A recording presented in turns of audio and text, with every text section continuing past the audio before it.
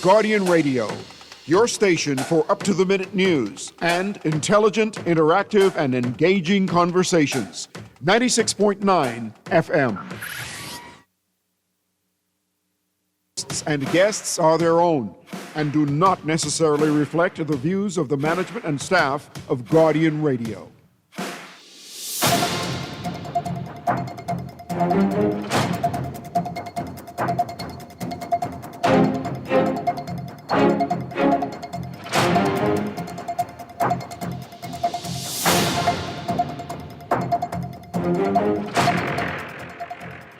And good afternoon, everyone. Good afternoon, Bahamas. It's such a pleasure to be in your company, in your hearing.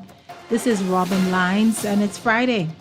And this is Guardian Talk Radio, Guardian Radio Today. And I'm excited about today's show because it's a conversation worthy of a part two. And I have some special guests with me.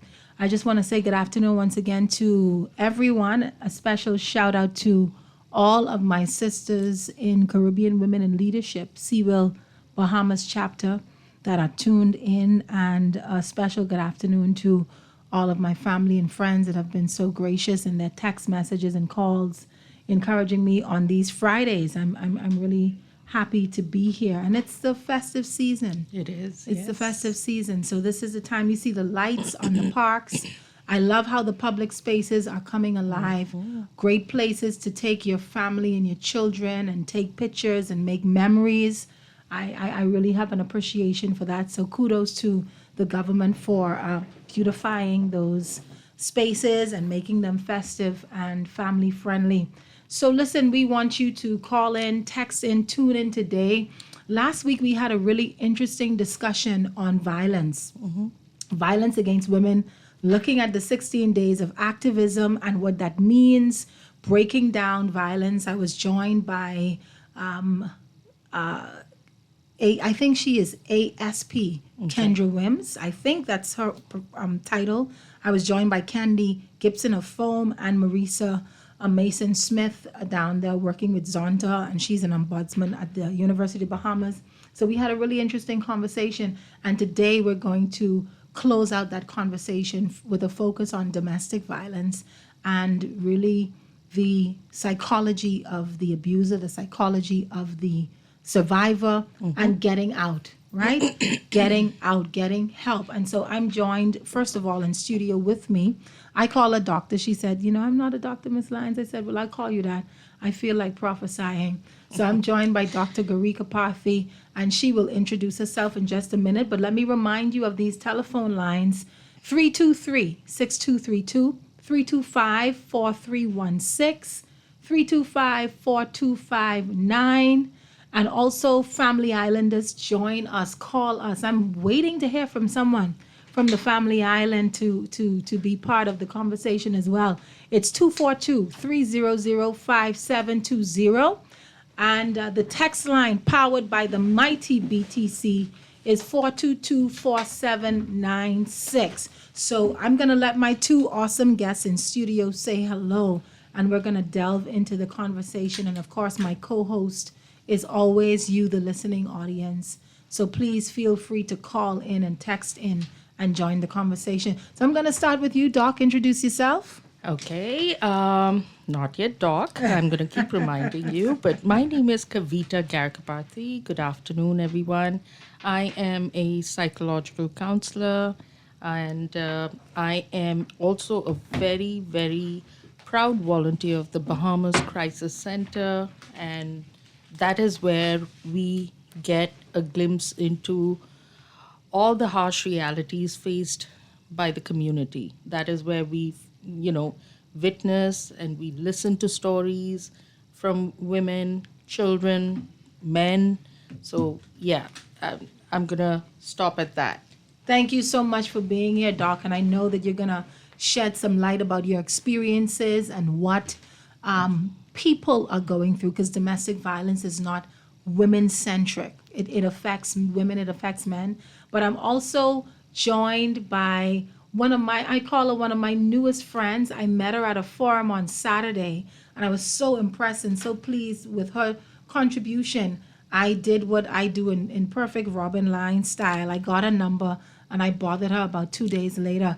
Inspector Rose Simmons is with us. I call her ASP Simmons because she's going to be that soon. Inspector, can you say hello, introduce yourself as we get into this conversation today? Good day, listening audience. I am Inspector Rose Simmons, the second officer at the Domestic Violence Standalone Unit of the Royal Bahamas Police Force. We're located on Infant View Road. I am a 27-year veteran of the Royal Bahamas Police Force. I've worked in various divisions and also including the Family Island, and I'm very happy to be here. Thank you so much. So obviously you hear from our guests and you know that we're in for a treat today. Like I said, last week we anchored things talking about violence, talking about, various experiences and why the conversation focusing on eradicating violence in our country, in our culture, amongst our women, amongst our people is so important because the collateral damage is astronomical. This does not just affect the person who violence is being perpetrated on. The effects are so far-reaching, and so that is why I've dedicated these two shows to this. And I think the 16 days of activism comes to a close as well, and so it is fitting for us to be talking about that. And I want to start off with Inspector Simmons.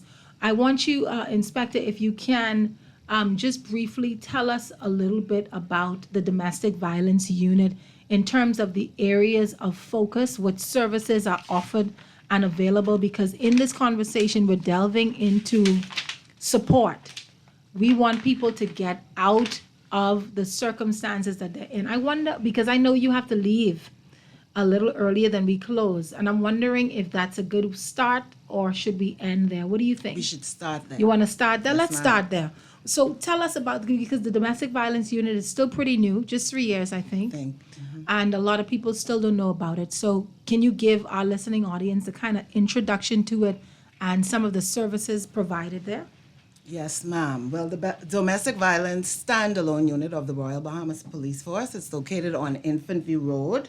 Let me just quickly give you the numbers. The numbers would be 322-1706, 322-6786, 325-8274.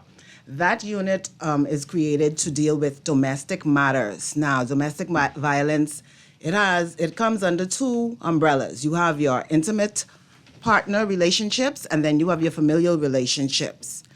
Under that, you would have several categories of domestic violence, and we deal with all of those. It is a confidential unit. We are all under the Secrecy Act, and so anything that happens there stays there. Now, the unit is equipped to operate as a station as well as a unit, an investigative unit.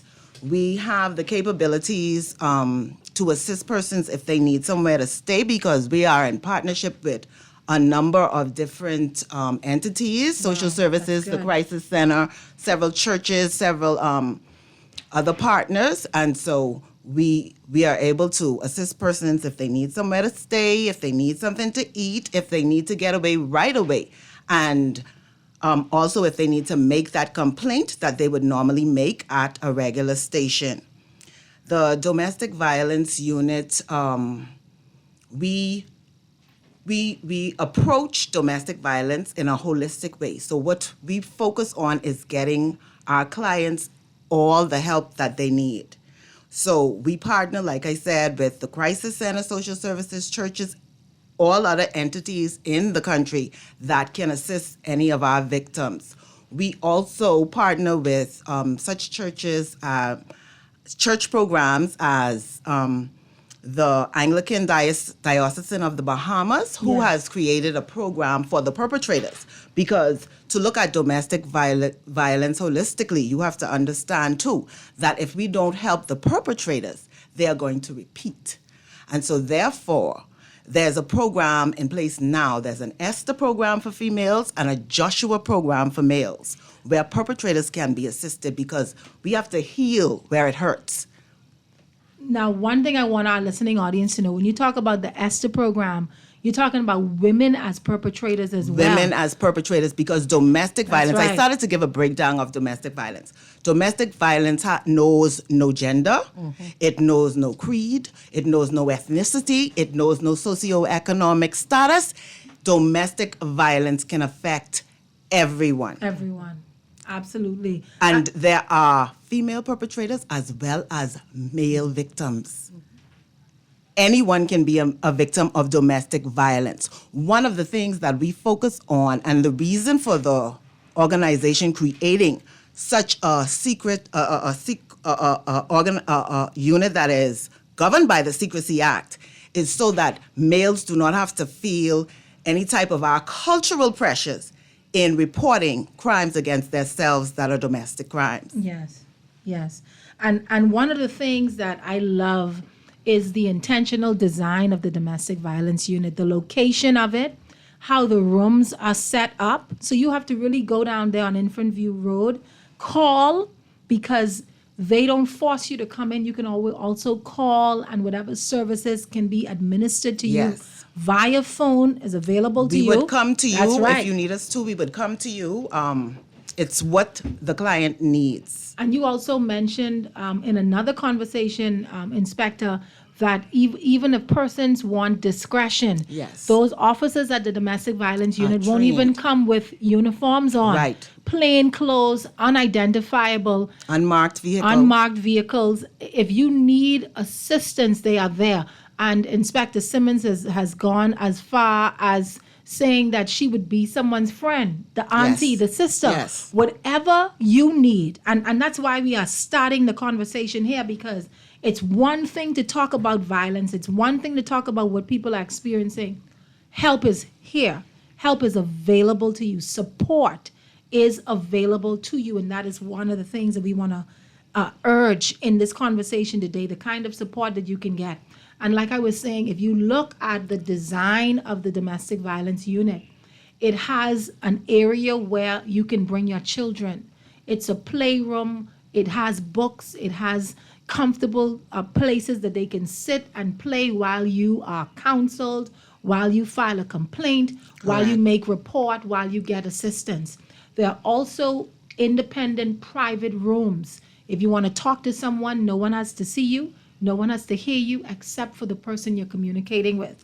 Right. I also love the fact that they have tried to ensure that there's representation from every arm that you may need. So the police is present, the crisis center is present, social services. That's right, public health is there. So like Inspector Simmons said, it's a holistic approach to what you may need and what you may be going through. Before I get to Dr. Garika Parthi, I wanted you to talk about what is available for the family islanders, persons who aren't in Nassau, that cannot physically access the domestic violence unit. What is in place for those persons? Any person who is living on the family island now who may need the assistance of the domestic violence unit, they can contact us by email or let me give you the email address. That would be Bahamas Domestic VTFU@gmail.com. And that VTFU stands for Domestic Violence Task Force Unit. And that would just incorporate some of the other entities that have joined in with us and partner with us in order to assist our clients. So they can reach out to the domestic violence unit directly. They can go to their nearest station and let them know that the assistance they need, they want it from the domestic violence standalone unit. And we'll do whatever it takes to get that person assistance, up to traveling to that island for them. The administrators on the island are abreast because, most islands do not have magistrates sitting there at all times. They do have administrators who can act in the capacity. So they are aware and educated on what legally is available, like the protection orders and stuff, the interim orders that maybe needed to put in place right away to ensure that person's safety. And so we can get you help on the family island as quick as your call comes in. That is so good. That is so good. Now, go on. I just want to, before we go in too deep. I want persons to also know that when we think about domestic violence, we normally think about physical violence. I want persons to know that domestic violence reaches beyond just the physical violence. Yes, You absolutely. have sexual abuse, of course. We know that's any type of touching that you're uncomfortable with in a relationship, whether it's a familial relationship or an intimate partner relationship. Psychological abuse. Words do hurt and words can damage. So any type of psychological abuse, that also comes under the umbrella of domestic violence. Social abuse, financial abuse, spiritual abuse. Someone holding the purse strings. Oh, if you don't do what I say, I don't buy this, or I don't feed the children. Any of those sort of things. Oh, you want to go to this church, but I don't want the children to go to that church. Anything, or you go to too much church. Anything like that can be domestic violence. And so I want persons to not only think about the physical, but there are other forms of domestic violence, and we deal with all. Sorry. No, don't be sorry. Thank you ahead. so much. No, 'cause- she's broached into Yeah, all the things I wanted to I talk definitely about. no. Well, I mean, we got to talk about it because the Crisis Center has been on the forefront of this battle for a long time, and as a matter of fact, the Domestic Violence Unit is a response to the advocacy of the Crisis Center, the advocacy of Caribbean Women in Leadership, other women's organizations, other organizations in general, that have said, listen, we need to have a place that is standalone, that is specified.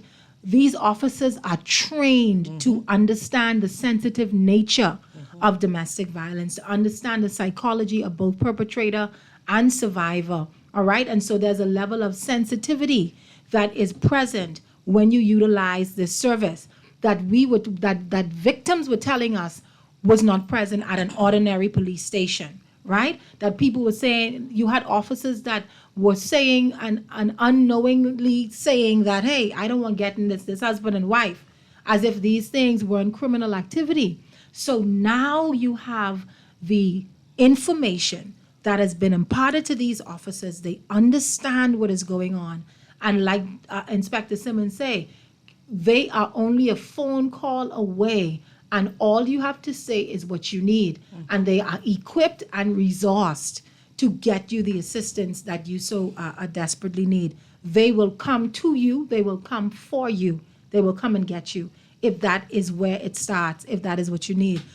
Doc, I want you to chime into this conversation because you deal with the aspect of survivor support as well from the standpoint of your counseling. People open themselves up to you and share these stories. And so I want you to chime in wherever you want to start as we look at this massive issue that we have in this country. So I really appreciate Inspector Simmons. I think you brought a lot to the table. and Absolutely. I'm so amazed with all that you're offering and the passion that you're displaying right now. I think you're very clear cut on what you want to do with this. But we have to kind of take off certain myths. Like, I liked what you said. You said that it's not only physical. There are the other aspects that come in under domestic violence. Yes. So to be kind of precise, domestic violence is not a behavior of the victim. It's not because of the victim. Yes. It is not genetics. It's not something that, no, it doesn't work that way. It is not caused by alcohol/drugs. It's all these, it's not caused by these. It's not just stress, it's not anger, it is not out of control behavior. And so we have to keep in mind and we have to try and understand what is domestic violence. It's learned through observation. It is something that has a lot of times when we sit with men, women, and children, a lot of times we get to hear from the adults saying that this is what they witnessed. I mean, they witnessed this all through their growing years. Wow. This is what they had witnessed, and this is what they thought is the way of life. So it is learned through observation, learned through experience and reinforcement. It's learned in culture. Wow. And learned in families, learned in communities, and it's a chosen behavior. it's a chosen behavior. I'm glad you said that because a lot of people say, I stayed for the children. I endured this for the children. I didn't want them to grow up in a broken home. I didn't want them to experience our separation. But if domestic violence is learned behavior, watch behavior, if it is experiential, then it means then that staying is actually to the detriment of those Correct. children. And what you are actually doing is building the next generation of Exactly. abusers. We're going to take a break and be right back. I want to stick a pin right there because that is what keeps a lot of people in these diabolical and sometimes deadly relationships staying for reasons, including the children. So we're going to take a quick break, pay some bills, and we'll be right back. Stick and stay. Don't go anywhere. This is Robin Lyons, Guardian Talk Radio.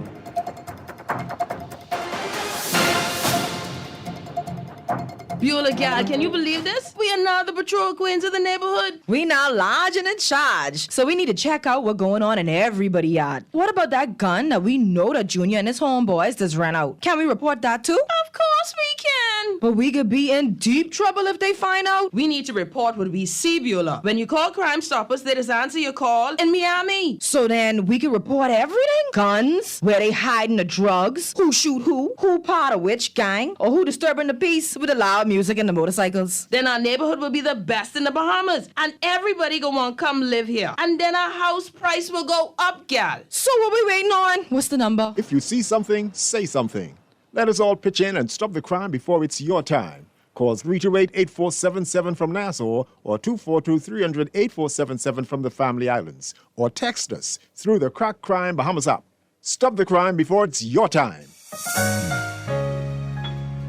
This holiday season, give yourself the gift of a fresh start with a personal loan at Fidelity. You could win refreshing prizes like a luxurious spa day, John Boat gift certificates, a cruise for two, and more. Make that move to a fresh start today. Call 356-7764. Promotion ends December 19th. Fidelity, we're good for you. This is Guardian Radio 96.9 FM. Fresh news, smart talk, all day.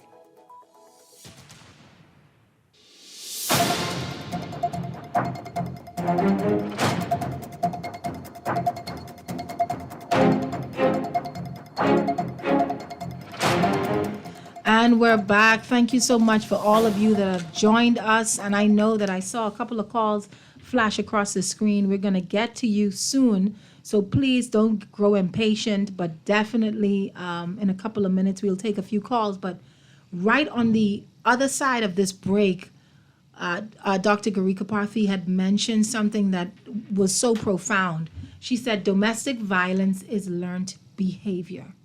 Learned behavior. You have to see it, witness it, hear it, experience it, and you either become a perpetrator, and in some cases, you become a survivor or victim. Mm-hmm.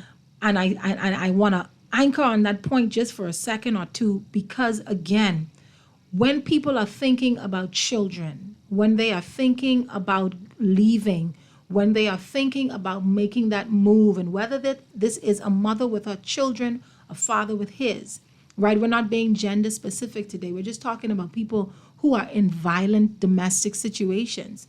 One of the things, if you ask them, why did it take you so long to seek help, or why didn't you get out? One of the things that a lot of persons with children say, Inspector Simmons, is I stayed for my children. Right. I didn't Most know of the where to time. take them. I didn't know how to provide for them. I didn't know how we would survive. And I didn't want to put them through that. When the truth of the matter is the horror that they are witnessing you endure. And in some instances, they are enduring themselves, because children are also victims of domestic violence. Mm-hmm. It is having such an adverse effect on their development. And these are things that they're going to take into their life. Doc, what do you say to someone who is staying for the children? What do you say? You know, it's a tough call. Mm-hmm. When a woman enters and she is talking to us and she tells us, you know, I'm in this situation, a lot of times it is a very helpless, hopeless situation for them. we sitting on the other side of the table are able to look at it with a little more clarity and almost feel like telling her, no, no, no, you're not doing this right. But it's not something we can enforce on somebody because she's choosing to be there. She chooses to be there, like Miss Lyons said, mentioning that where will she go? See, domestic violence, as Inspector Simmons said, it's so deep when it is inflicted on a woman. The emotional abuse part of it, where they are manipulated to such an extent. Let me not just say women, men, women. They're manipulated to such an extent that a lot of times they are made to be isolated from their family and friends. A lot of times that's the control game in those toxic relationships. And because it is that situation, when a woman or a man want to leave their situation, they don't have anyone they can turn to. And that is the sad truth. And that is what a lot of these women come and say, oh, I'm not in touch with anyone. I don't have anyone I can go to. And with great difficulty, they would have picked up the courage and come to the crisis center to talk to someone. They just need some safe space where they can talk about what is going on. So, yeah, I don't know if you want to add to that. What I would say to that person is love doesn't hurt. So, if this person is purporting to love you, they're supposed to love you, why are they hurting you? That's not love. And so, in order for you to find genuine love, you need to get out. That is why I am so appreciative of entities like the Crisis Center and social services where persons can get counseling. Yes. Because it is a deep mental chasm that has been created in persons who are victims and also persons who are perpetrators. And we gotta heal in order to cure this, I'll call it a disease. Yes. Domestic violence is an epidemic, it's a pandemic, and that is worldwide. That is not synonymous to the Bahamas or the Caribbean. Not at all. That is Not at all. worldwide. You have studies that say that if 3 persons are in a room, 2 of them are experiencing domestic violence and 1 is a perp. There are 3 of us sitting here. Imagine that everywhere that you go in a group, persons have experienced or sadly have perpetrated. But that is a mental issue that needs to be sought out and then healed. Absolutely. And what I want people to know as well is that domestic violence, whether that is physical, whether it is sexual, whether it is verbal, whether it is psychological, whether it is financial, and, you know, when we talk about sexual abuse, someone can abuse you sexually by even you willfully doing something. That you And when I say didn't wanna that you do. didn't want to do, when I say willful, I mean not resisting beyond saying no. Right. Participating in something that they know you're uncomfortable with, that they know you don't like. Participating even with additional partners. All of this is related to violence. And I want people to understand something. Domestic violence does not start at its peak. So you're not, when you're getting into these situations, it is this slow progression, right? That you have to watch out for. And we're going to talk about that right now because I think it's so very important for people to understand that nothing starts at its worst. Not in these situations. Yeah. It's like the frog in the pot. Yes. The water started off at room temperature. Exactly. And then it gradually begins to boil. And by the time the frog realizes he is in boiling water, It's it's too too late. late for him to get out. And that sometimes is what persons find themselves in these situations of domestic violence because it started off with, I don't want you talking to them. I don't want you going there. Why are you wearing this? Where does it start? With that control of what you do, when you do it, how you do it, how long you do it, how much you do it, whatever that is. Then it's the isolation. They don't want you around this family, that friend, this one and that one. You're not going to to the job functions. You're not doing. So, ladies, let's talk about these initial telltale signs that you could very well be living with an abuser, because there's someone listening to us right now talking about domestic violence and saying to themselves, well, that'll never be me, not realizing or knowing that they may be in a situation that has the embryonic signs, the red flags, that something untoward may be to come. Let's talk about that. Sorry, before Doug goes into the cycle, I just want to say that in order to be abused, the perpetrator has to condition that person to take behaviors that go against their nature. That's We're all right. human beings. That's We right. all deserve certain things in life, okay? What they do, and sometimes it's not even consciously that they do this. This is what's been ingrained in them. They condition you to take certain behaviors, and it escalates over time. And so Doc will go into the cycle. No, thank you, Inspector Simmons. So yes, so what I would like to I want to narrow it down and Yeah. put it in a cycle of violence. Okay, the first part, as you start off, it starts off smooth. Usually, most of these relationships start off smooth. Yeah. Then comes the phase walking on eggshells. That is the best way to describe this phase. That is the tension building. There'll be continuous arguments. There'll be silent treatment. There'll be emotional control, emotional manipulation, and then it is building up. There is, incidents of emotional abuse, and they, like I said, walking on eggshells kind of a feeling. Then it explodes. It explodes to violence, to the actual physical, sexual, emotional, psychological violence aspect of it. Violence. When does the violence stop? It stops when the victim leaves, which happens or doesn't happen. Police are called or medical attention is needed. That is when the explosion, the / battery phase comes to some kind of an abrupt temporary end. And then the critical part, the honeymoon phase. Yeah. The I'm honeymoon sorry. phase Love is bombing. the abuser is apologetic and That's says, right.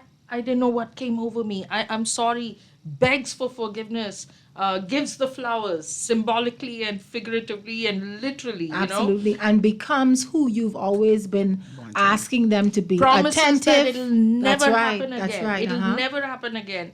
And then when finally that honeymoon phase is in play, it lasts for a bit, and we go right back into that cycle of tension building. That's right. The explosion. It is And circular. then the honeymoon phase. And what I want the listening audience to know is that as violence progresses, these phases get shorter.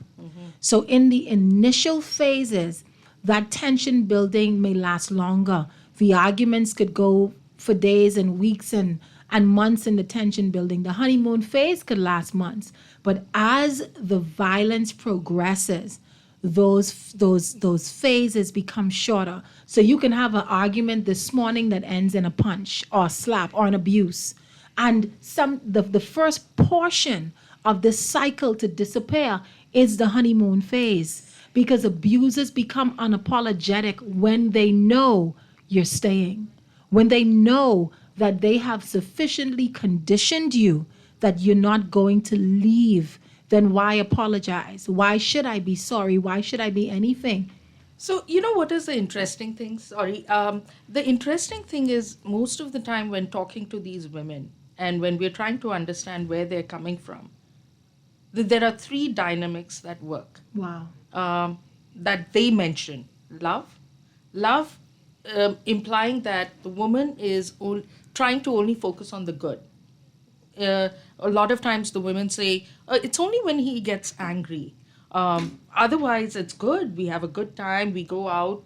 They're focusing on the good rather than the toxic part of it. And then the hope that if they stick it out, he's bound to change. Yeah. And it's going to get better. So just that hope, they live on that hope that things are going to get better. And then the fear leaving. Like a lot of times the women are like, but what if I do leave? He's going to find me. And, that's trauma in its own regard. Yes. So these are the Absolutely. three things that we have seen Love, consistently. hope, and fear. Wow. Yeah. Love, hope, and fear. Inspector, you had something you wanted to chime in on that. Yeah, what I would like all human beings, all persons listening, and everybody that you can spread this word to understand.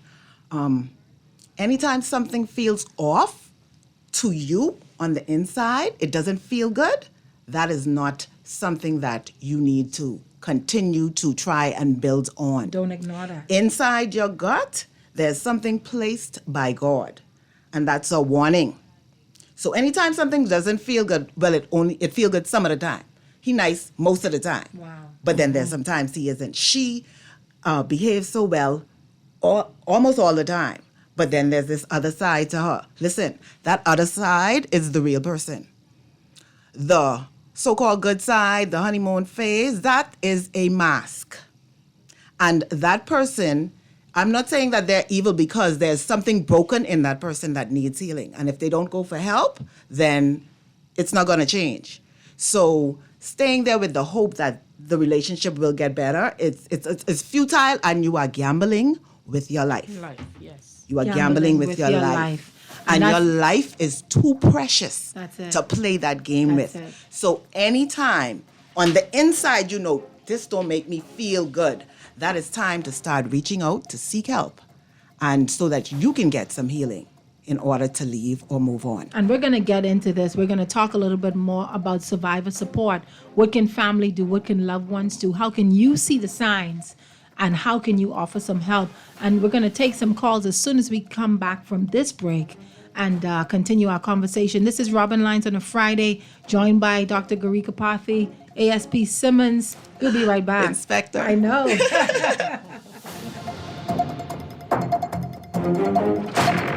Step inside the John Baptiste Jazz Club at Baha Mar, where the rhythm of the islands of the Bahamas meets the soul of New Orleans. Every night, the lights dim, the music swells, and the air fills with that unmistakable energy, the kind that makes you close your eyes and just feel. Savor signature cocktails, curated small plates, and live performances from world-class musicians, all in an intimate, artfully designed space where every seat has a story. Whether it's a romantic night out or a spontaneous evening with friends, this is where you want to be. The John Baptiste Jazz Club, only at Baha Mar. Reserve your table now at bahamar.com/jazz club or through the Baha Mar app, because every evening plays its own tune. Girl, you see how Cora eye look funny, all black up yesterday? But she say she bumped into a wall when she's running after the churn them. Yeah, but last Saturday you see her arm was all black and blue, right? What you saying? You think something wrong between her and Jack? I ain't sure, but you know Jack is a jealous man. I hear him and Cora last Friday. I hear him say he hear Cora have eyes for Junior. Now you know that ain't true. Cora is a good woman, does mind her business, take care of them churn, and go to church every Sunday. So what you think we should do? I think we should report Jack, you know. Cora don't say nothing, but silence hides violence, and we don't want to line up in the cemetery. Not me. I ain't getting in nobody business, then Jack come after me, and I land up next to Cora. No, man, we could call a text Crime Stopper. And remember, we can even get some grocery money for our tip. Remind me again, how does this work? We can call them in Miami at 328-TIPS or 328-8477. Or when we in the island, call toll free at 300-TIPS or 300-8477. And if you don't have no minutes, use the Crack Crime Bahamas app and we could text them. And the messages get on mix up before it leave your phone, so nobody can know what you saying. So what we waiting on then? Let's go earn some grocery money. This is Guardian Radio 96.9 FM. Fresh news, smart talk, all day. We're back. Thank you, everyone, for sticking and staying over the break. It's been such an interesting discussion. We're talking about survivor support. We're talking about understanding the psychology, the cycle of violence. I know that we've had a few callers on the line. Some of them had to go, but I want to take a call or two. Caller, are you there? Yes, I am. How are you? I'm fine, thank you, ma'am. And yourself? I'm doing well, thank you. Okay, good afternoon to your guests as well. Good afternoon, sir. I need some help with what you're discussing today, you see, because I need to know the difference between domestic violence and violence. I need to understand why is it that a woman has to pack a bag, get the children ready, wait by the phone in order to call the crisis center. Then you could just pick up the telephone and call the police. I mean, I don't understand it. Anytime I hear the word domestic, automatically I think about men beating women. I mean, to me, it seems like a conspiracy against men because you say some things sometimes. Oh, men are involved with it too, but everything is men are being domestically violence against men too. But you're just concentrating everything about women. I don't hear no stats on how much women. I hear about accidents being reported, rapes being reported. I hear about all these things being reported, but I've never heard about domestic violence being reported. And you don't have to use the name like you don't use the name for persons who are raped. Explain to me, what is the difference between domestic violence and violence, and why you can't call the police before you call the crisis center? Thank you. I'll listen. Good day, sir. Interesting question. Let me take one more call, Inspector. Okay. I want you to make a note so we can understand that, answer that caller. I have some statistics I want to share with him as well. Caller, are you on the line? That's a real good question. I wish I could take a stab at that, but I got my own issues here I want to deal with. How are you? I'm fine. Good, I'm fine. Good. Building the generation of abusers is what I'm hearing society is about. I mean, I don't know who put us on this course, but that sounds kind of serious when you're building generations of abusers.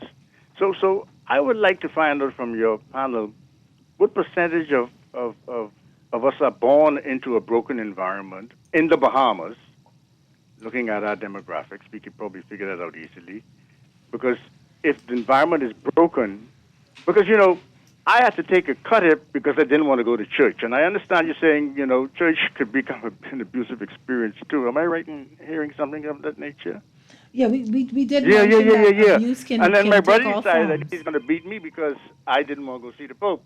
But that's another story. So church could become abusive. So I want to know what percentage of individuals are born into this broken this whole environment, and then it's easy to become abused. Well, thank you, caller. We appreciate that. We appreciate your comment. We're going to get to that. Because when you say a broken environment, if we're talking about a home with one parent or a home that is not a nuclear family per se, that doesn't necessarily mean that it's a home where there is violence being perpetrated. But we're going to get to that. I want to give Inspector Simmons, I know that you wanted to answer that first caller who talked about the difference between, and I think it's a good question, the difference between violence and domestic violence and why we're being specific when we talk about these instances. And I'm sure we all have something to say, but I'll start with you. Okay, domestic violence is just a type of violence. So it would come under violence. Violence is the big umbrella, and underneath that you have different types.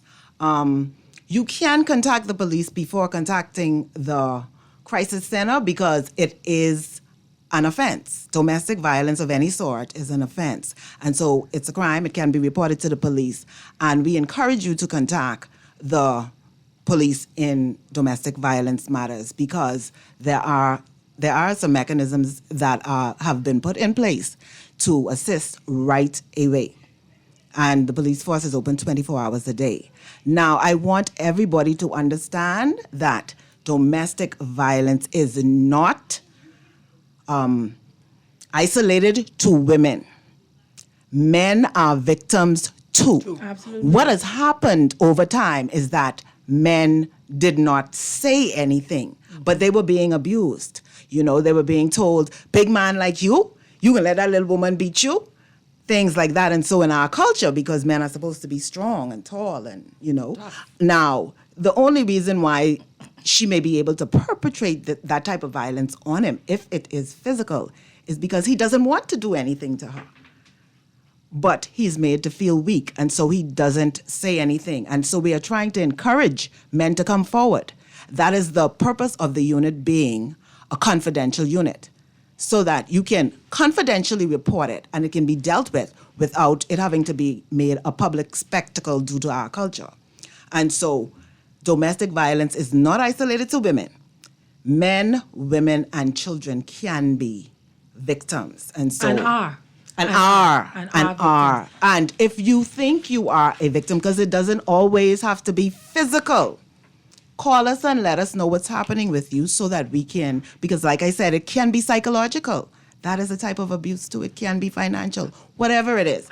And I want to add, because I think what the caller doesn't realize is the domestic context. If someone who is not within my household, right, and I get into a violent situation, it is much easier, and statistics show that the likelihood of reporting those instances of violence are much higher.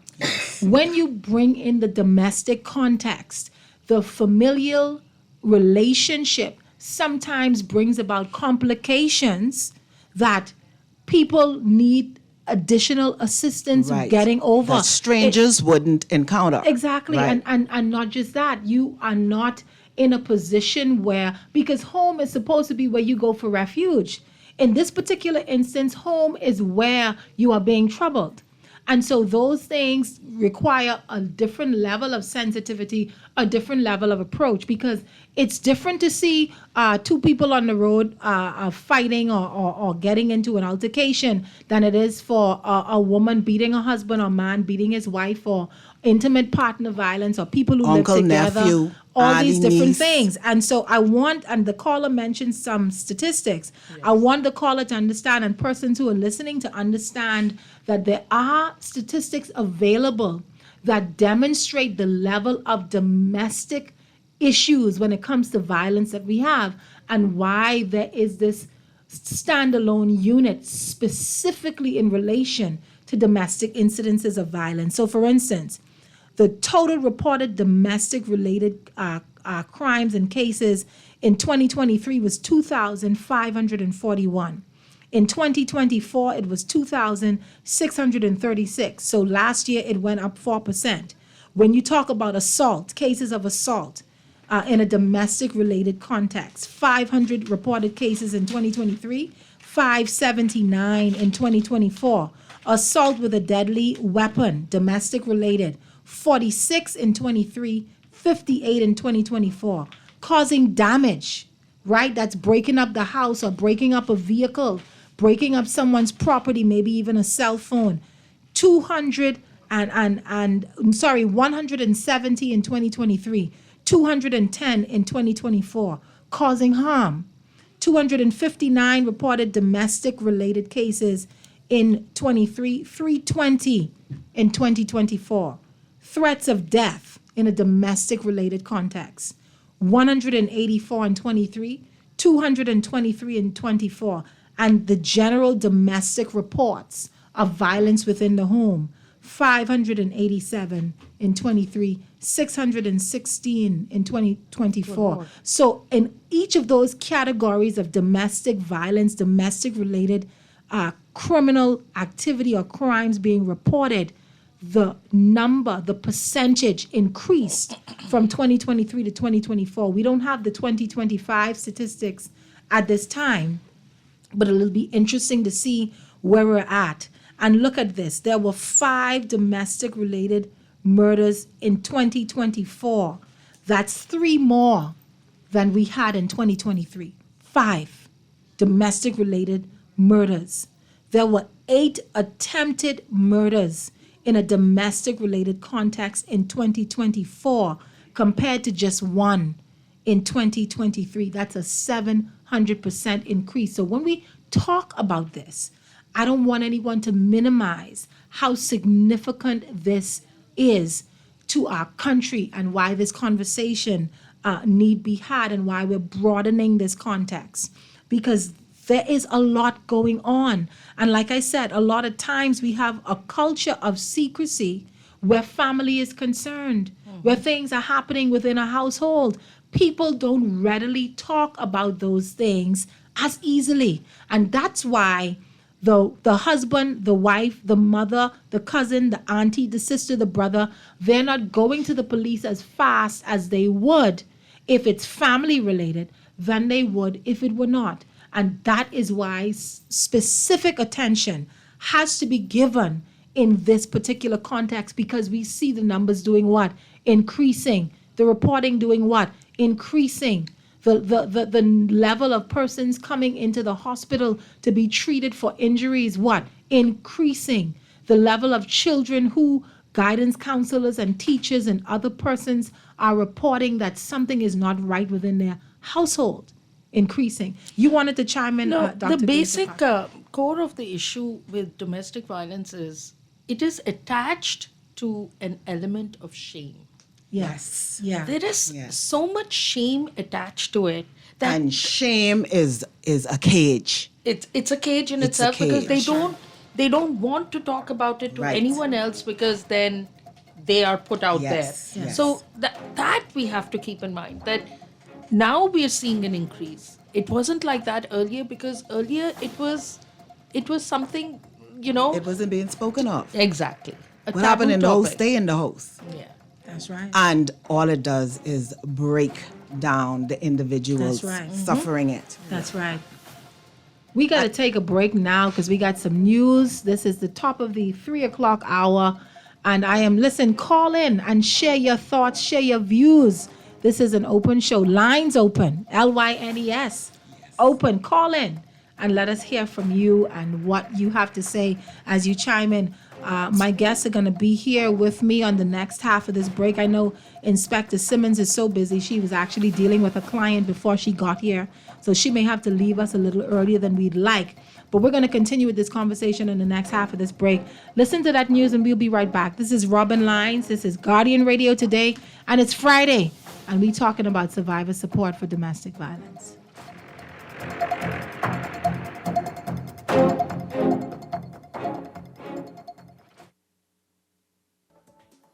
This is Guardian Radio, your station for up-to-the-minute news and intelligent, interactive, and engaging conversations. 96.9 FM. And we're back. And like I said on the other half of the break, lines open. Call me, text me, let me know what you're thinking, let me know what you're feeling as we chime into this very, very important conversation. And it's Friday, and I would love to talk about light, flowery, fluffy stuff all the time. But that does not happen to be our life, our society, our world, or our reality. We got to talk about the things that matter. And this matters. This is affecting so many people. Inspector, you wanted to respond to one of the questions that our caller had about what percentage of Bahamians are born into this broken family, this broken structure. Not so much the percentage, but he asked, are we building broken societies or Wow. are we building a society of abusers?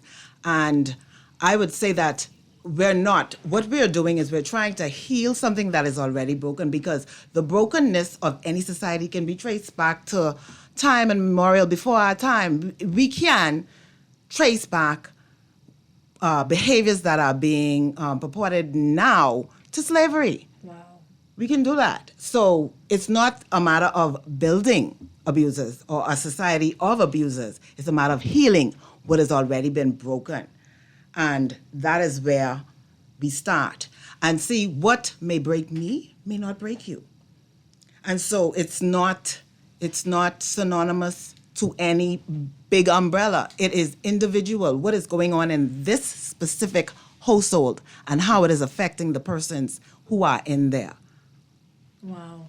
And I think that's one of the things that we have to look at, is that what we're trying to do is break systems. Right. Right? We talked about this domestic violence being learned behavior, and we talked about the danger of it also being generational. That I have most abusers, if not all of them, you look at their history and you will find that abuse is in their history, that they are manifesting and reliving the consequences of trauma, and go back. And as far as you could go back, the person that abused them and who abused them and who abused them. Even when we were doing some legal work with criminals, persons incarcerated, all of them had a story Correct. that showcased that at one point in their life, in their development, in their childhood, they were victims of trauma. And how that trauma manifested may have varied amongst them, but all of them had some things done to them that no one should endure. And they were products of what they had experienced in many respects. And so that is why we have to kind of break these things down and have all of the support that we talked about, because getting out of these circumstances is not easy. And I think we also need to change the narrative, because a lot of times we ask the question, why does he stay in that relationship if he's being abused? Why does she stay in that relationship if she's being abused? Why won't we ask, why doesn't that person stop? Right. Take the focus of blame and shift it from the victim to where blame really ought to lie, and that is with the perpetrator. Why won't he stop? Why won't she stop? Why are you doing this? Not why is this being done to you? Right. And with programs like the Esther and Joshua program that the Anglican Diocesan has started, that is where you deal with the perpetrator. Yes. Because if you, like I said before, if you don't heal what's broken, it's going to repeat. Okay? And so the perpetrators need to, they need programs that are going to assist them with getting inside and finding out where this is coming from, so that that can be healed, wrapped up, and tied in a bow. That's and right. the victims also need. And that is why, to continue answering the question, there's a unit like the domestic violence unit, standalone unit, because like Dr. Lyons said, the nuances in dealing with a relational crime that has been perpetrated. This person is your blood relative or someone that you love, have children with, married to. The nuances that surround that are going to be different from a regular violent It's crime. complicated. Right, It's and so complicated. there is a necessity for a unit that is specific and trained. The officers are trained and educated in dealing with those type of matters. And that's why this information, too, is also so important for people to understand the differences Right. and the subtleties that occur when you're dealing with this kind of circumstance. And I want to talk a little bit about more of the support that is available, and talk about the Domestic Violence Protection Orders Act for just a bit, and talk about protection orders and how you can acquire one if that is what you feel like you need. A lot of people are familiar with the bound over application, but this protection orders application is also specific to domestic related incidences. I'm going to look at that right after I take this call. Call, are you on the line? Yes, ma'am. I had to call back, right? Mom, I want to understand, right? Okay, in the family, many years ago, nowadays, the person that normally disciplines is the mother, right? Hardly ever you have a father beating up on a child. The mother really does the discipline in the. So, don't you think that is a form of domestic violence? Don't you think that these children may have learned domestic violence from the mom?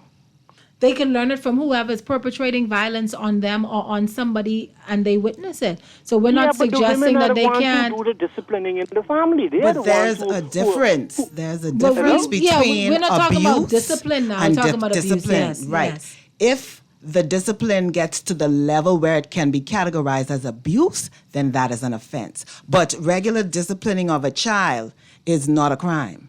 But it has to remain within the parameters that it isn't being perpetrated in anger, in violence, and in order to cause real physical harm to that person. Yeah, because discipline is a means of correction. Right. Abuse is a means of causing harm. So we're not talking about discipline. The Bible tells you spare the rod, you spoil a child. And so discipline corrects. It is behavior that sets you on a correct path. Abuse, though, is to intentionally cause someone some form of harm. It is intentional. It's not a byproduct of something else. If you're abusing someone, it is your intention to cause them harm, whether that is physical, emotional, psychological, sexual, or otherwise. But I right before we took that call, as I had mentioned, the family court down there on Burnett Road, the family court complex, similar to the domestic violence unit, the building of that particular complex for these types of matters were also intentional. So, for instance, if you go to file a complaint for a protection order, the first thing you have to know, and I'm talking to those persons who may need this information for themselves or someone you know and love, it is ex parte. So they will take your complaint under sworn oath. So you hold the Bible in your right hand and you swear to tell the truth, the whole truth, and nothing but the truth, or you affirm, if like me, you don't swear, and you tell the truth of what is happening to you and why you feel you need the intervention of the court for an immediate order for protection. The court will give you that, they call it an interim order, meaning temporary, right? Order for protection based on your indication of what has happened to you within the household, and that will be served on the perpetrator. So you go there by yourself. If you have children, if you're a man or woman with children and you're thinking, okay, I can't go to the court to file complaint or to try to put in an application for a protection order because I have my children, the court has child care facilities built into the court where you can take your children. They'll be in a safe space, in a safe environment while you make your application, okay? And the perpetrator doesn't have to know that you're there. They don't even need to know you're there. The court doesn't hear both sides in that interim initial phase. It's just the complainant. Once you make your case, the documents are drafted. Your statement is drafted. The summoning the person who's the perpetrator to appear before the court is drafted, and police are there to assist you with having that complaint, summons, and affidavit served on the individual so that they can appear before the court in a short, sometimes as 2 or 3 days, to be brought before the court. And the powers of the court in a protection order are extensive, and they go much further than an ordinary bound over application. A bound over application to keep the peace, only the court can only order a person not to come within a certain feet of you or not to interfere within a certain parameter of you. But the protection orders that are able to be given by the court through the Domestic Violence Protection Orders Act, they go as far as dealing with spousal support. They can deal with child support. They deal with removing someone from the household. The court can deal with making sure that bills are still being paid and monetary support is still being given. It deals with harassment on your job. It deals with all sorts of things, stalking, voyeurism, all kinds of things, right? Even social media posting. The court can tell that individual that they're not to post anything in relation to you on social media, particularly if it's degrading, if it is explicit, if it is offensive.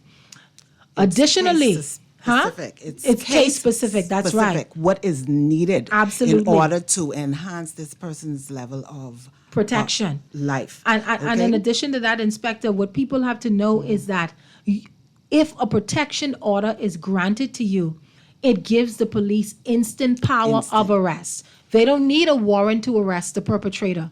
If you have an order for protection, it gives the police instant power of arrest to arrest the perpetrator on site for any violation of the terms of that order. So let me just break it down a little bit more. For example, if some type of abuse has occurred and you go to the station, but you, for some reason, may not want to proceed with requesting police action. And when I say police action, that would mean that the person is brought in and the matter is investigated, and the person may end up charged and before the court. So you may feel within yourself that, hey, I don't want to send her to jail, or I don't want to send him to jail. That may be your personal feeling. You can then get a protection order from the court. You can request a protection order now. It's normally, we assist you at the unit with that. So if you go to any of the regular OAT stations or whatever, but you just want it for information, a lot of people like to say, I just want y'all to log it for information. You can then come at the unit, or you can come at the unit to make that report. It is also a police station, and the persons working there are trained police officers. So you can come there and you can put in that report for information purposes, or you can report it for criminal action. Either one, right there at the unit. But if it's just for information, but you're unfair, some level of your living status is being affected negatively by some things that this other person is doing, you can then be assisted with a protection order. And like Doctor said, the courts have the ability to enforce it immediately. The interim order can be put in place right away. As soon as you reach to the court, if the circumstances are that dire, that can start now. And if that person breaches, that person can be arrested immediately. Immediately. And what we also, because, I have clients who've needed protection orders, et cetera, what we also tell people is take a copy of the order to the nearest police Nearest station. keep a copy for yourself. You can take a picture Yeah, of it, keep it on your absolutely. phone. But to your nearest station, and also we request that persons bring us a copy at the domestic violence unit. Yeah, so that if it's not easily accessible to you, something may occur, you in your car, you there or somewhere else, you can put your hand on this piece of paper, you have a copy of it on your phone, a digital copy, and also send it to someone in your circle of support. That's one of the things that I want to get into talking about a little bit right now, is that circle of support, because when you're going through something like this, you need some people in your corner, right? And a lot of times, because of the very nature of violence, a lot of times people get tired. Family members are tired of you going back. Family members may be exhausted of them feeling like they haven't been listened to. You know what I mean? Like, I tell you, he ain't no good, she ain't no good, you're still going there now, well, that's on you. And a lot of times people listen and they don't listen, and they judge. They judge the situation, they judge the circumstances. How important, Dr. Garikapathy, is that support, a village in an instance like this? How significant can that be to whether or not somebody actually gets out? That is, I think, one of the main reasons a person will survive. Wow. Yes. The support. And if they do not have that support, added to the domestic violence situation, you are isolated from everybody. That adds to the trauma of the victim. So what we are doing right now, what Inspector Simmons is constantly talking about, her desire to put it out there for women and men to know, for awareness. I think this is what needs to keep happening more and more. Women and men need to understand that it's okay not to be okay. Right. It's okay not to be okay. I love saying this phrase because a lot of times we are told that we should, the element of shame comes in. That we don't want to talk about things that are personal to our life because then it puts us out there. But what we need to understand is not at the expense of being battered, shattered, damaged. If it doesn't devastated. feel good, it is wrong. If it feels wrong to you, it is wrong. And for persons who do not have support, who don't have any family, no friends, whatever, that is the purpose of the domestic violence standalone unit. We are your support. That's right. Okay? We That's become your mother, your daddy, your sister, your uncle, whoever you need us to be. We are there. And we are partnered with other organizations that can provide whatever specific need has come up in the course of whatever circumstance you're dealing with at the time. So we are the support.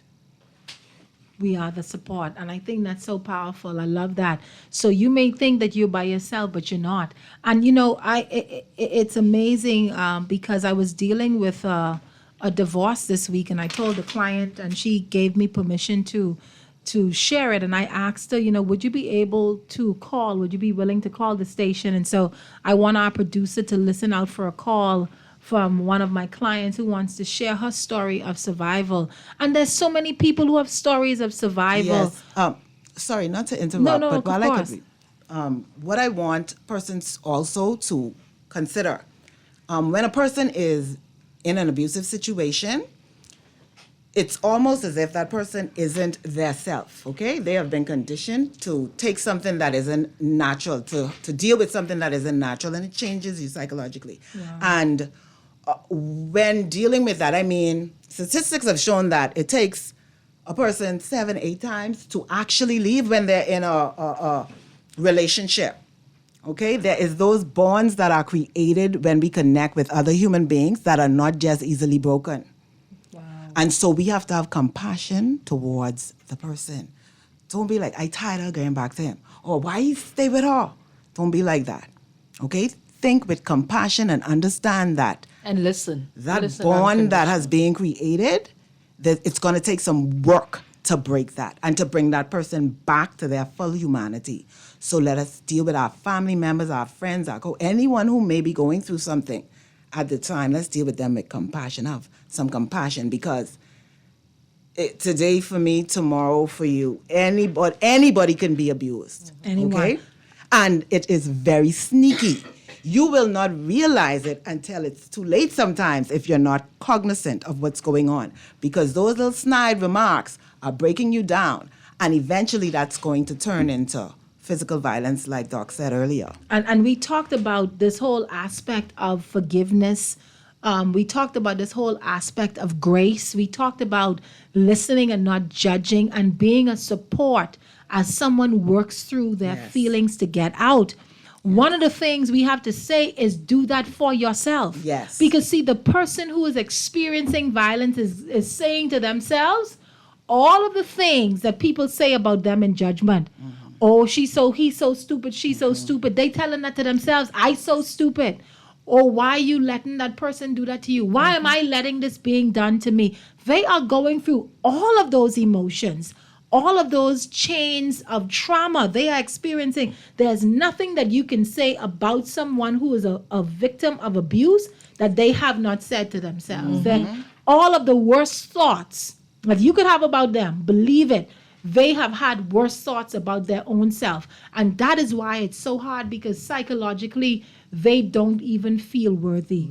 In many instances, they are tired.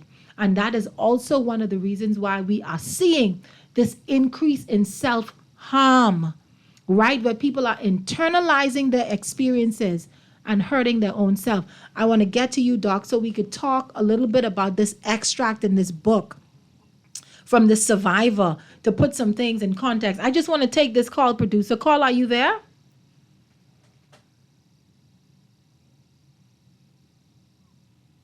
Hi, call, are you there? I guess we lost them. But you had this powerful extract of this book, Doc. Can you share that with us, please?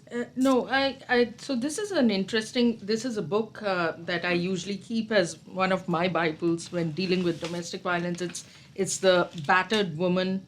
It's a theology of suffering to an ethic of empowerment. So in that is an excerpt of a survivor, how she is describing it. You know, we are talking from the other side. So this is what she says. As a married woman, I have no recourse but to remain in the situation which is causing me to be painfully abused. I have suffered physical and emotional battering and spiritual rape because the social structure of my world says I cannot do anything about a man who wants to beat me. But staying with my husband means that my children must be subjected to the emotional battering caused when they see their mother's face beaten or hear her screams in the middle of the night. I know I have to get out, but when you have nowhere to go, you know that you must go on your own and expect no support. I have to be ready for that. I have to be ready to support myself and the children completely and still provide a decent environment for them. I pray that I can do that before I'm murdered in my own home. Wow. So yes, this is the story for a lot. And that is not an isolated story, sad to say. But it's a reality. It's a reality. And that's why I would like the word out, that it just feels hopeless, but there's hope.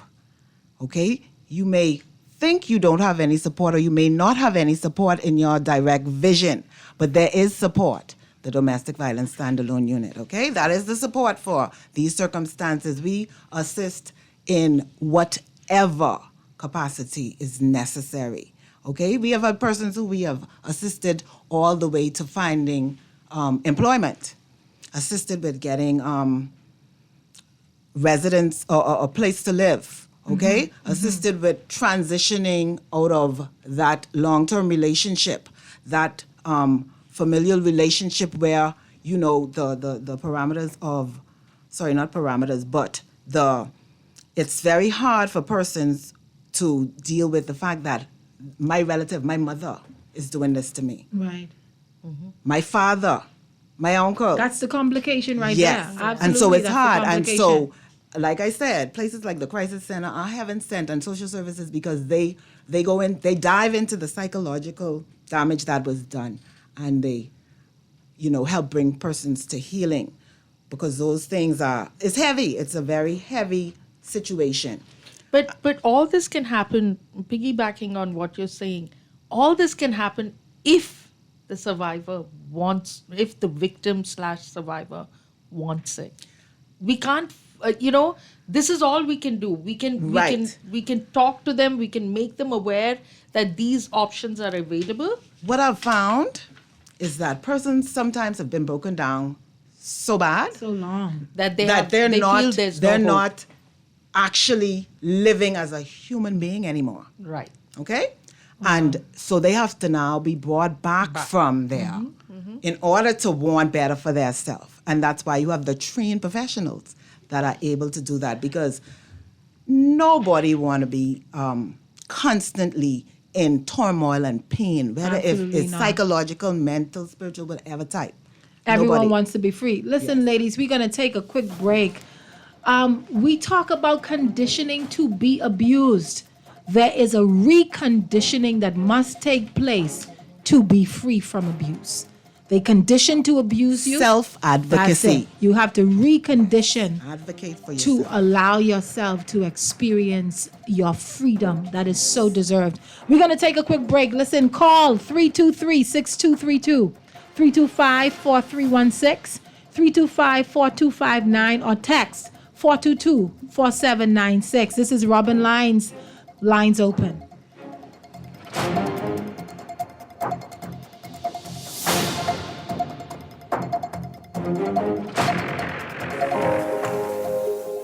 Love the show? Want to give your support? Become a sponsor today. Call 302-2300 for our rates and packages. That's 302-2300. Become a sponsor on Guardian Radio 96.9 FM. Fresh news, smart talk, all day.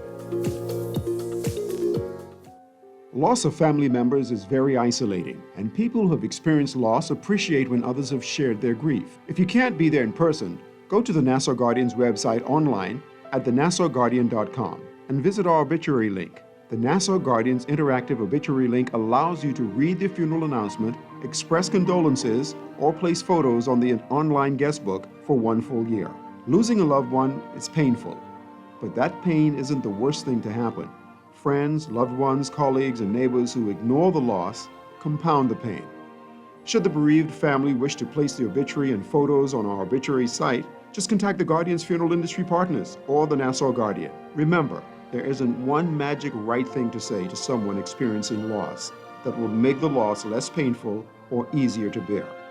The Nassau Guardian's obituary link, available online at thenassauguardian.com.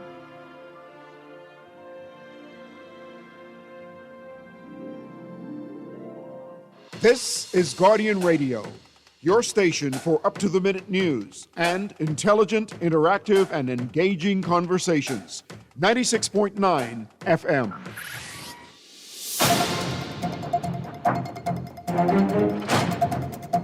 And we are back. Good afternoon once again. Thank you, everyone, for continuing to listen, to be part of this conversation and express yourself. I can't wait for a couple of the other Fridays that we have coming up. I even want to get into, if possible, I'm going to see if we can put together a panel, a learned panel, to talk about the smuggling of migrants bill and some other hot button topics. But today we were talking about domestic violence and talking about survivor support. It ends with us getting out, getting help, coming to the realization of what it is that you're going through. I want to give you the numbers one more time. 323-6232 if you want to call in. 325-4316. 325-4259. And from the Family Island, it's toll free. That means you ain't got to pay no long distance fees. 242-300-5720. And of course, you can text, and that is 422-4796. As a matter of fact, I have someone texting me right now, and they say, what did they say? What did they say? I'm going to tell you right now.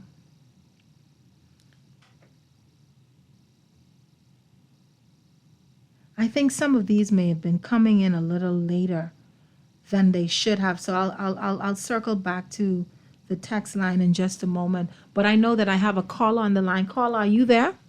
Yes, Ms. Lyons, I am here. How are you? I have a question, Ms. Lyons, right? Uh-huh.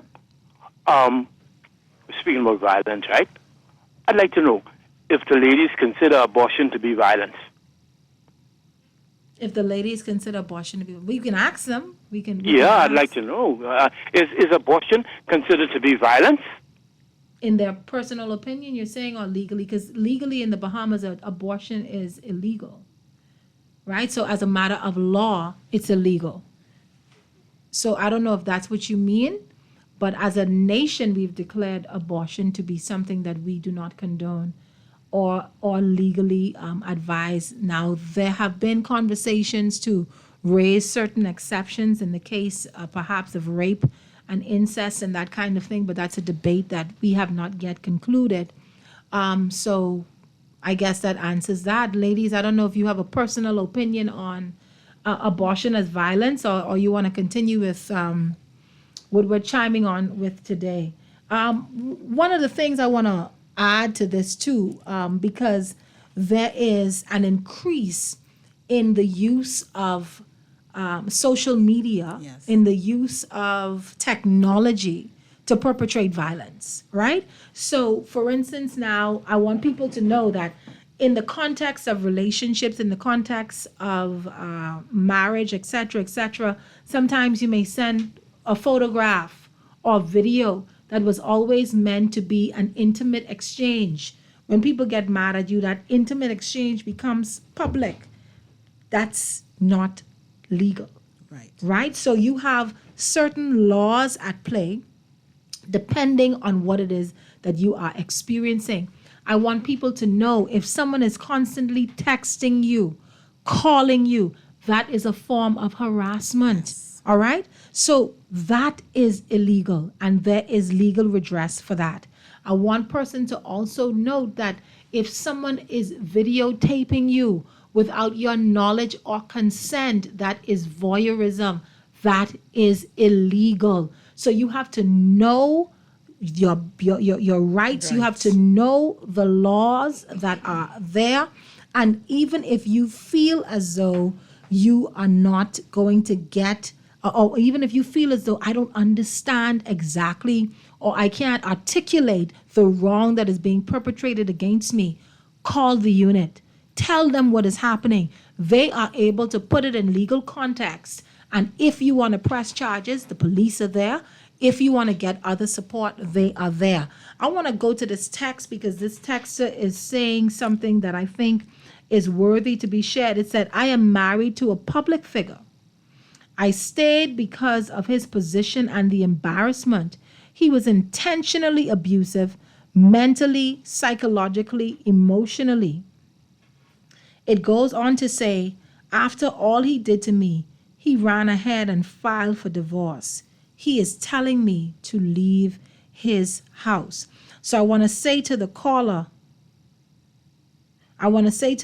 listen, as a matter of fact, even though he has filed for divorce, and I don't know where your divorce proceedings are, and I wouldn't wish to give any legal advice in this particular forum because, of course, certain questions need be asked. But if you have not yet retained an attorney, please do so, Because even though someone files for divorce, that doesn't stop you from cross petitioning, i.e., you can also file under the grounds that you wish for the divorce to proceed on. It's called an answer and cross petition, and it allows your story to be told, your truth to be told, and if what you said is true, then the court would grant the divorce on your grounds and not the one he has filed. And so that's definitely something you should look into and consider, depending on the length of time that has passed in that process. So sisters, I want to ask you, as we near the end and get into the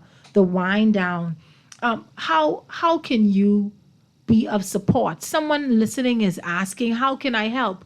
Because one of the things that people are also cautious of and conscious of is that when you interject yourself into this kind of situation, it is not unlikely that you may also find yourself on the side of someone's violence and their violent behavior.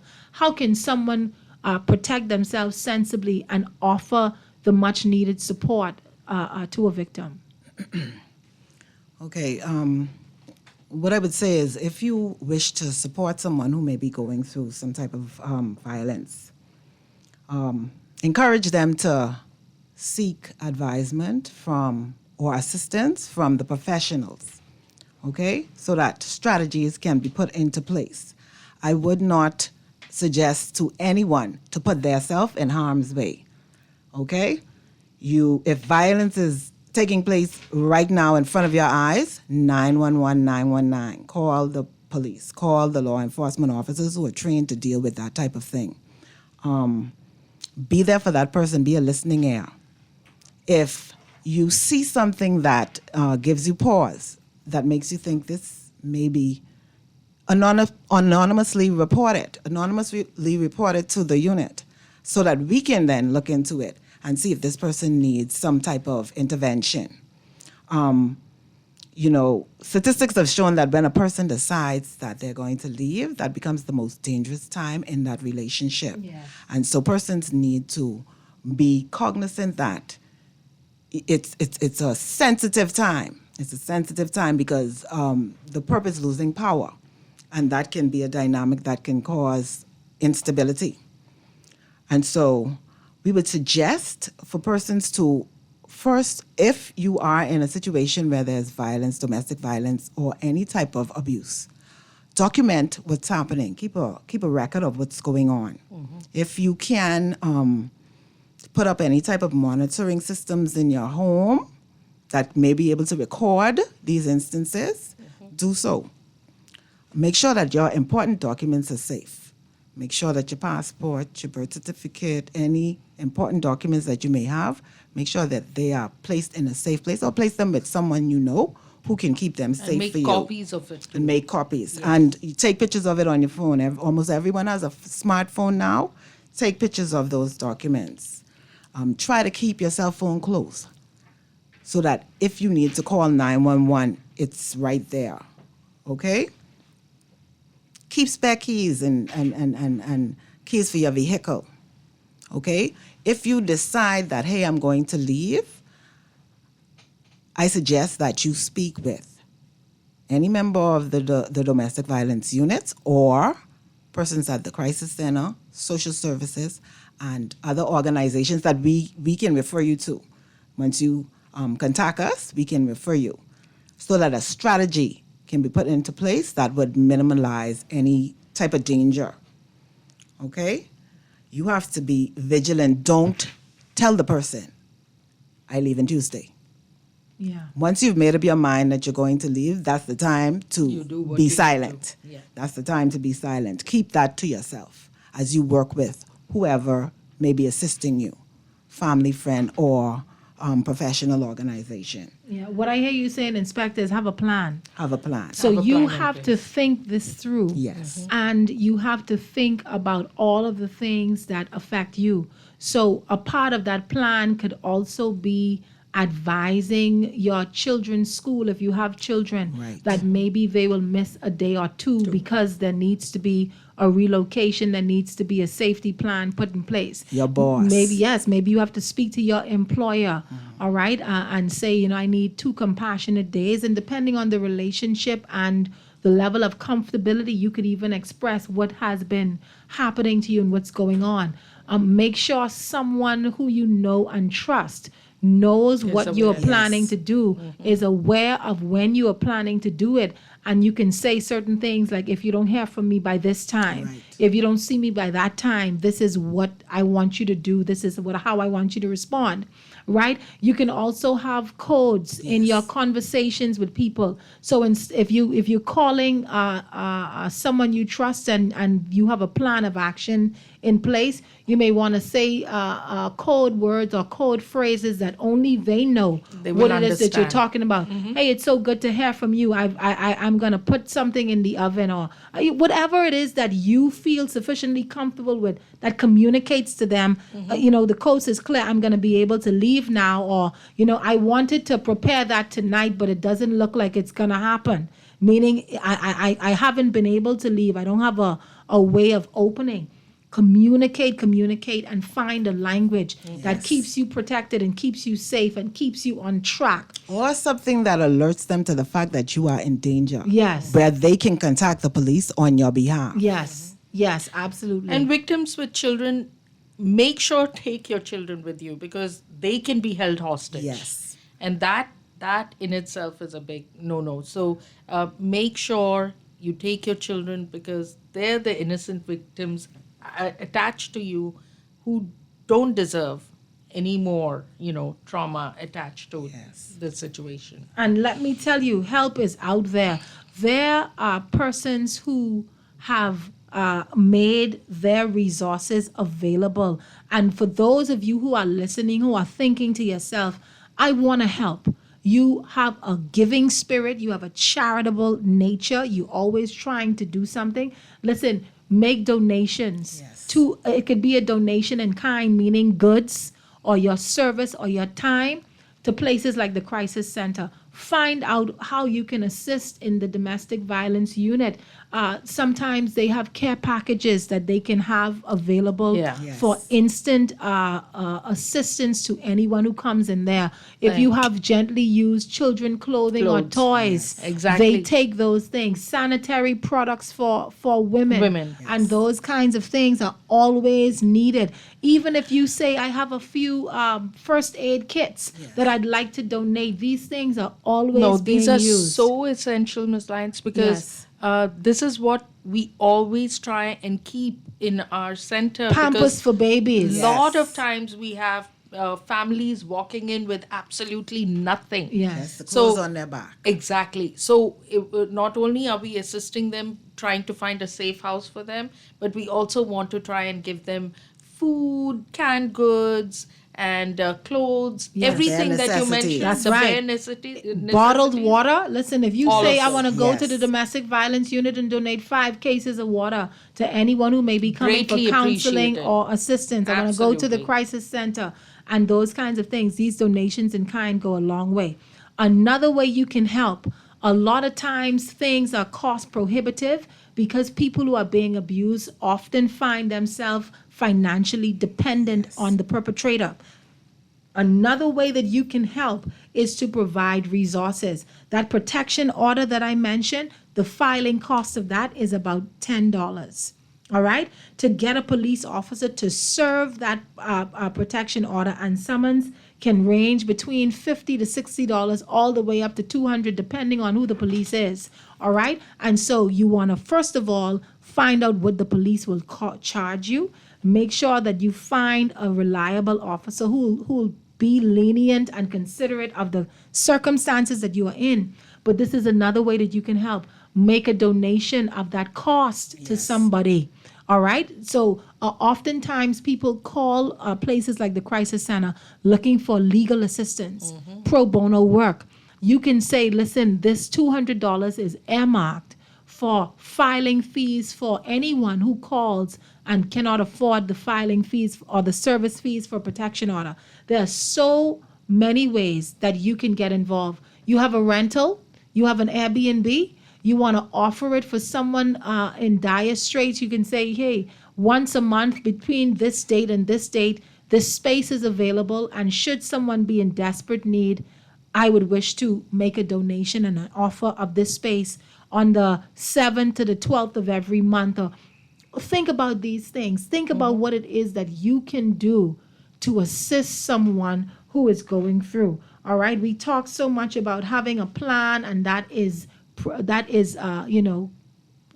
is what we would prefer, but that is not always what Realistically. happens. Sometimes Yes. people run in to save their life, and they don't have time to grab anything except them. And so when they come to a place seeking help, help needs to be available to them. Something that they can eat, something that they can drink, something that they can wear, all kinds of support. And so I really, really appreciate those of you that are listening, that are thinking about ways that you can be of a support to someone who is in need. We have to be our brother's keeper.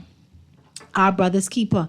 And the texter said, it's so sad that women are treated this way. Imagine having to have an exit strategy to leave someone.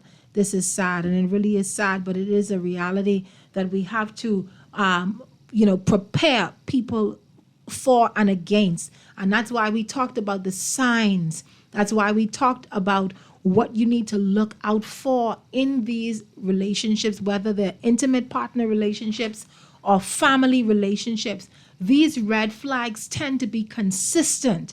So it doesn't matter the age, the sex, the socio-economic status of the perpetrator. There are certain telltale signs that are consistent no matter who they are and no matter, when this is happening. When you see those red flags, I think ASP mentioned it, trust your gut, trust your instinct. Don't try to convince yourself that what you are feeling is irrelevant, that what you are feeling is something that you ought to ignore or suppress because of all what you see that may be considered or perceived as good. Listen, trust your instinct. Yes. Trust that spirit that God has given you that says to you, something about this does not feel right. All right, and ladies, we have any wrap-up thoughts, anything that you would wish to say to our audience as we bring our conversation to a close today? Okay, I just want to reiterate to all persons, listen, you deserve a good quality of life, okay? You are worth having a peaceful environment. Understand that you deserve to be able to exist in this world without some form of abuse being perpetrated upon you. And so if you happen to be a person that is in that circumstance, look at yourself and understand that this is just a phase. There is a way out. And then reach out. We're going to help. Okay? We are here to support you, and we will help you.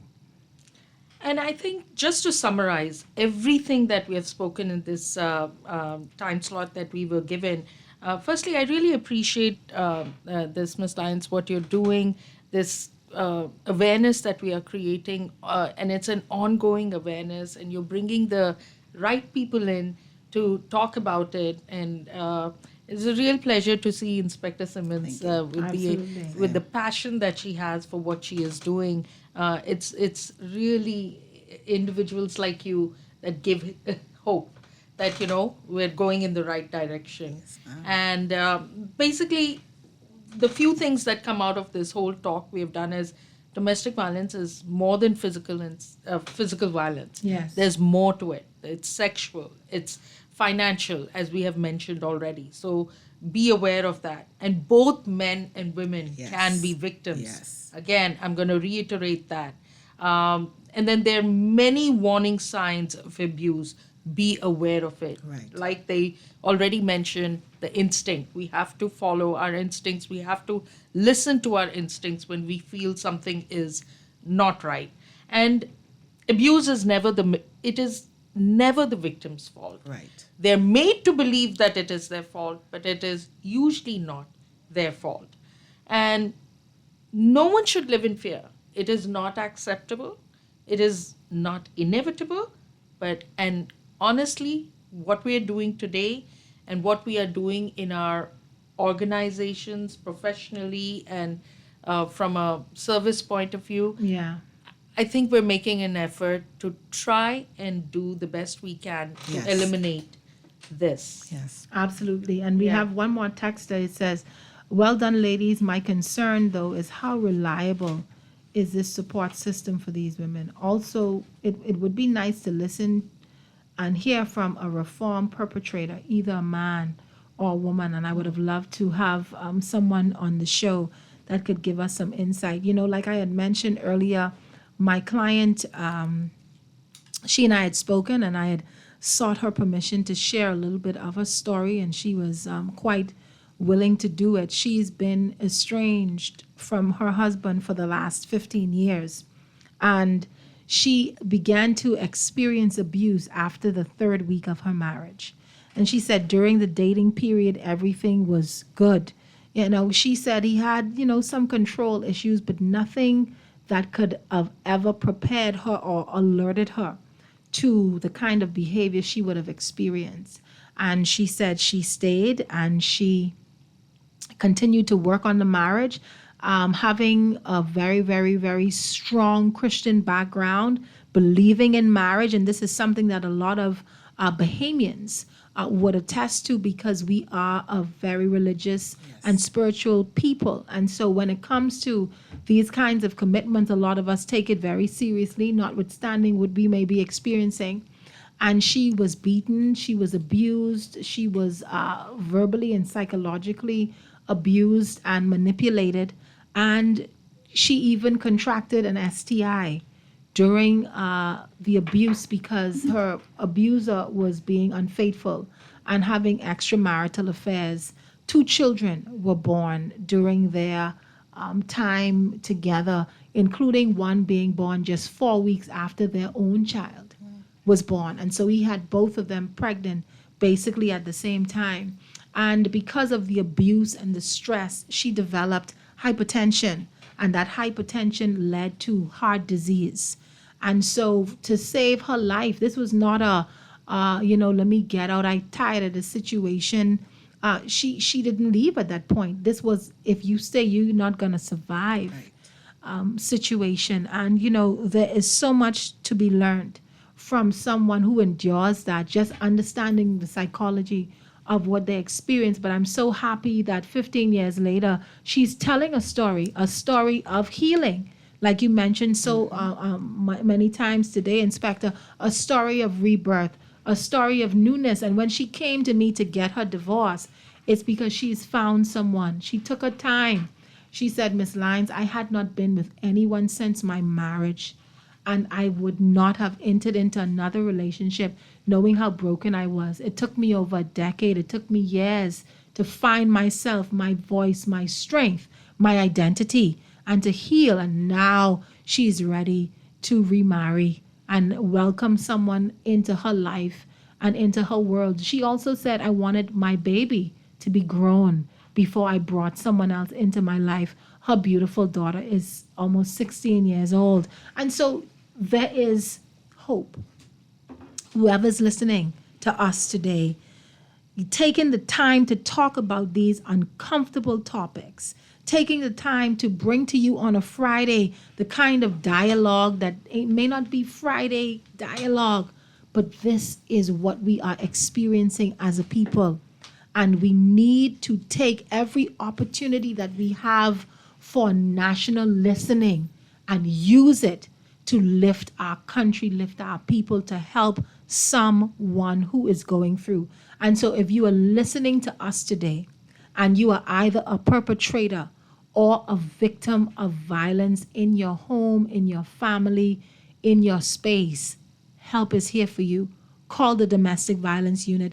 Inspector, can you share the numbers in the email one more time? Dr. Garika Parthi, I want you to share the number for the Crisis Center. We're going to leave them with the producer just in case you call the show even after hours, all right? As a counsel and attorney at law, as an advocate for people who are experiencing oppression, I'm saying to you, help is available to you. Give me those numbers, Inspector. That would be 322 6586 322-1706, 325-8274. And that would be Bahamas Domestic VTFU at gmail.com. And are those numbers also toll free for Family Islanders as well? For the Family Island, the hotline is 322-4357. Awesome. And the Crisis Center, The Doc? Crisis Center 24-hour hotline is 328-0922. 328-0922. It's a 24-hour hotline. Thank you. We're going to leave these numbers with our producer who's done such an amazing job today. We leave some pamphlets on the domestic violence unit, what they offer with services. And listen, we talk. That's what we do here. We talk because we talk with a view to solution-driven conversation. But when we talk and when you talk, because talking is so powerful, words are so powerful, measure it against 3 tests. Is it kind? Is it true? Is it necessary? If it is none of those things, keep it to yourself. But if it is, say it loud and say it proud so that when we talk, we elevate and something comes alive. It's been my pleasure to be in your company on this Friday. Thank you, Dr. Garika Pathy. Thank you, ASP Simmons. I know I'm promoting them, but that is what I do, lifting up these women. It has been a pleasure to be with you. Thank you. This has been Guardian Radio today on a Friday with Robin Lines. And remember, every single time I'm on the air, lines are open. Call me, text me, chime in. Can't wait for next Friday to hear from you. It's going to be a good show. Have a good weekend, everybody.